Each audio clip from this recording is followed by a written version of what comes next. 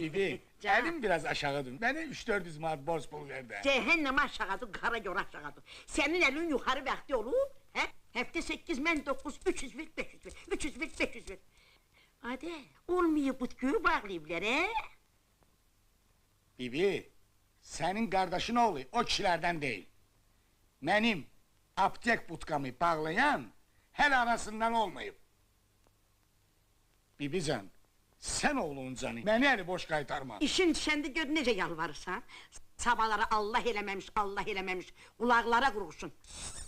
Düşəm öləm, bir içim su da vermezsen bana. Bibi, He? Allah eylemesin sen ne danışırsan, seni görüm 100 yıl yaşayasan. Hı? Bibi, sen Meşet Kazım'ın görüm, beni darda koyma. Ah. Kurban olum sana. Çekil görüm. Ya Allah!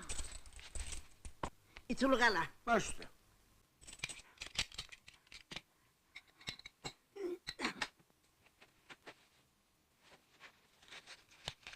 Buna bak ha, adın Eliye and olsun. Hele 6 taneymiş. Ver görüm. Bu bir, ez